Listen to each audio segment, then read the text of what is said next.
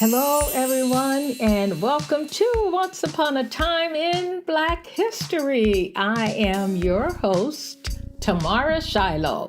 I'm an author, educator, and owner of the Multicultural Bookstore in Richmond and in Las Vegas, Nevada. My podcast can be heard on Anchor, Apple, iTunes, Spotify, YouTube, and SoundCloud. So check us out and be sure to visit my website at Once Upon a Time in Black History.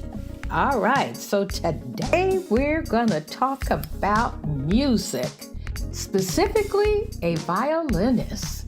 So here we go. 19th century Black instrumentalists held a special position in America's rural South. In the antebellum slave quarters, according to historian Paul Cimbala, they earned status of a folk elite because of their contribution to community life.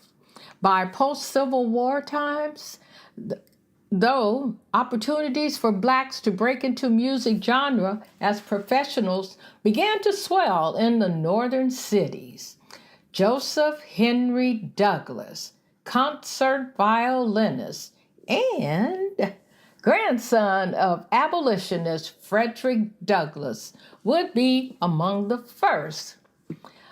Not much has been recorded about Douglass' early life. He was born in Washington, D.C.'s Anacostia area. He was the only child of Charles and Mary Elizabeth Douglass, who lived to be an adult. He developed an interest in music early on as he was influenced by his father and grandfather. Both men were amateur violinists. He was formally trained at the New England Conservatory. Now that's in Boston, and it was called, and later they named it the Boston Conservatory. This influence and training would lead him to become one of the first African-American performers to be nationally and internationally renowned. It was at age 22 that he received his first break as a concert violinist. He performed at the 1893 World's Columbian Exposition. That would later be Chicago's World Fair. Several Black performers had joined together during the event to celebrate Colored American Day. Really? Douglas's groundbreaking performance drew a large crowd of followers. It proved a leap to prominence. The world was beginning to know and appreciate his talent. After the exposition, he, a then sought-after performer, became the first Black violinist to make transcontinental tours. He was lauded by the press as the most talented of the race. For 3 decades, he toured extensively, performing in every Black educational institution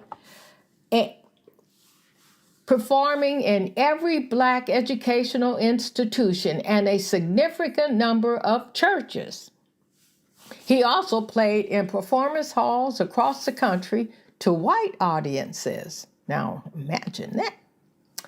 He performed for several U.S. presidents, including William McKinley, Teddy Roosevelt, and Howard Taft. By 1910, he was often booked at Carnegie Hall. He appeared at the Grand Military Concert sponsored by the U.S. Marine Band in Washington to commemorate the presidential inauguration of Grover Cleveland. For family members, he often played slave spirituals that he learned as a child. In 1914, he made recordings for the Victor Talking Machine Company, a record company and phonograph manufacturer headquartered in New Jersey. He was the first violinist ever to do so, but the recordings, unfortunately, were never released. Douglass was also an educator and conductor holding tenured positions at Howard University in Washington, D.C., and the Colored Music Settlement School in New York City. Among his students was Clarence Cameron White, an African-American neuromantic composer and concert violinist. He was married to Fannie Howard Douglas, who was a musician as well. She often accompanied her husband's performances on the piano. The couple had 2 children, Blanche and Frederick III. On his death in 1935, his wife donated his violin, a copy of the German Stradivarius, to the U.S. Department of the Interior. Mr. Bridgerton of the Interior. Now, he was not the only famous virtuoso violinist. There was George Augustus Palgreen Bridgewater. He was George Augustus Palgreen Bridgewater, born 1778 and he died in 1860. He was a British musician of African descent. He was a virtuoso violinist who lived in England for much of his life.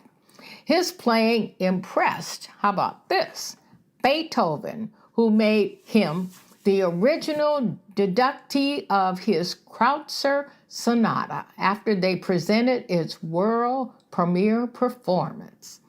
And most recently, y'all, we have violinist Ty Murray, an African-American described by the Philadelphia Inquirer as a violinist with more than technique on her mind and a musician of exceptional assurance and style.